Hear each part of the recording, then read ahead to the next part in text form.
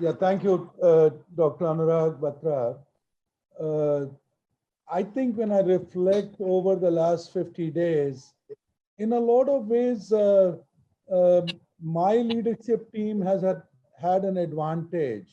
This is the same team which had faced the Satyam crisis. Uh, so the few things that we all learned was that we will never know whether we will see the pavement or not.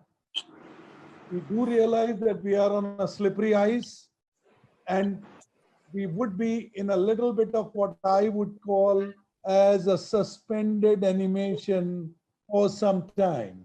Now, during that time, nobody knows what is the payment, nobody knows what the scenario analysis tells you, and this was a perfect storm. Every country, every citizen in the world had reasons to be afraid, and that I think was the biggest challenge for the leadership.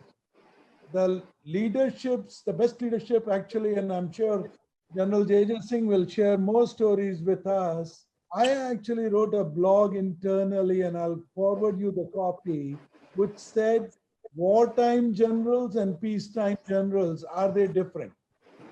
And in this war, the leadership that we demonstrate is number one, recognizing it is a crisis. Because most Absolutely. of us get into this denial mode. So I think my biggest contribution was that there is a crisis, and this crisis, we do not know all the dimensions. Hence, let us look at what is it that we can do best. That means break the challenge into minimum. What we did was 17 task forces. And my first, second, and the third task force all was related to employee monitoring, employee health, and employee safety. The other task forces were on business continuity because we come to work because we want our clients to get the service that they expect from us. Now, clearly, sometimes you have to believe that you are also lucky. The Absolutely. same work from home, uh, in an earlier avatar, government would not agree. The customers would not agree. Sometimes the employees didn't agree. They love their cooler talk. They love the canteen Families. ka chai. So in a lot of ways, all I can say is being in crisis and being propelled into action and making sure there is a stand up call every day. And stand up call is not for activity, but to measure progress on all the 17 initiatives has brought us so far. And I think it will continue to last for another few weeks. But we are positive. The only reason is A, we are communicating, and number two, we are rising and saying divide the challenge into before COVID, during COVID, and after COVID. And we are not losing the sight for on after COVID moments. So, Anurag, the good news is that all of us on this call are leaders, and I salute the leadership. The reason I salute the leadership is all of us do create a environment in which not only do we flourish, but we make sure that our teams flourish. We all have another common trait that we are positive.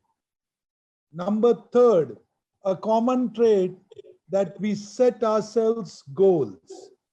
Number fourth, we all communicate. And number fifth, I as a leader, I am not standalone sitting in a glass house.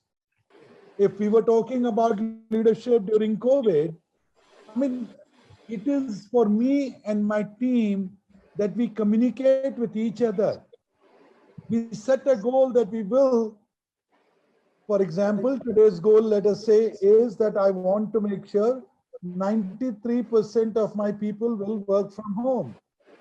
So that drives and that creates a result, and we celebrate those results together. So in a lot of ways, what I'm trying to say is that the moment you start believing that everybody around you is a leader, they have an opinion, and your job is at best being a glue to make sure all of us together stand tall and we deliver together. I don't think it is about motivating an individual, it is about motivating a team, and you are an integral part of that team, and that team rises together. I have to start with a story actually. I had a colleague of mine called Mrs. Bindu Dalmia. I used to work for HCL. This conversation is about 35 years ago. One day she asked me, what is the purpose of my life? And I was still young, wanting to provide for me and my family, but I didn't want, because it was a question coming from a lady, I had to make it interesting answer. So I said, Bindu, I want to drive a Mercedes and I want to fly where they give me the pajamas. Right? I mean, so in a way, what I was trying to say is that I was in an individual mode, which was trying to imagine the highest luxury possible. Highest luxury in 35 years ago was owning a Merc. Highest luxury was being given a pajama by air hostess in an airline. Right? I mean, so obviously what I'm trying to say is that I was in that mode where my personal dreams were more materialistic. It was coincidental that I meet Bindu again after 20 years, and somehow she remembered that answer. And she said, CP, now that you have achieved all of this, what is your dream? And I said, Bindu, as an HR person, as a CEO or a CXO, now I ask people to come and discuss their personal quality initiatives. That means they want to be thin, they want to be fat, they want to learn something. Then I say, share with me your team's initiatives that you want to follow. And then thirdly, I say, as a corporate, what do you think should be the corporate initiatives? My point is that I learned in those years that if you do not marry the individual, the team, and the corporate goals, there is no goal setting. There is no goal congruence. So fast forward, this is the third time I've been asked this question. First time was Bindu when I gave that answer of Merck. Second time I said I want to make an impact. I want to be known as compassionate and kind, almost the answer that Aruna gave. And I said, being a good citizen and making an impact. And that will remain the goal for my life. My worst fear is singing a song because it destroys happiness of everybody around me. But because I'm a huge Aruna follower, I will also say what is my favorite song. And the song that comes to my mind is that Hindi song, a Kishore Kumar song, which says, "Ruk jana nahi tu kahin haar ke, kaanton pe chal ke milenge, saye bahar ke." If anybody is a singer, please be my guest and sing. I think again, I'm going to be a little philosophical here, though as a company executive, I do take a scenario analysis and I do take a call. But as an individual, I am very convinced is that every day is a new opportunity. And the only thing constant, as you all know, is change, change, change. Now, the question for all of us is, are we going to be impacted by the change or are we going to ride the change? Be the leader, ride the change. Change is upon us.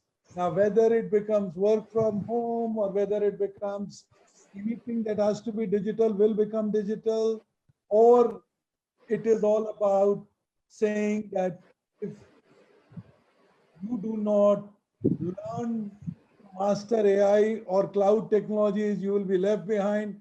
There's so many predictions, but change, ride the change.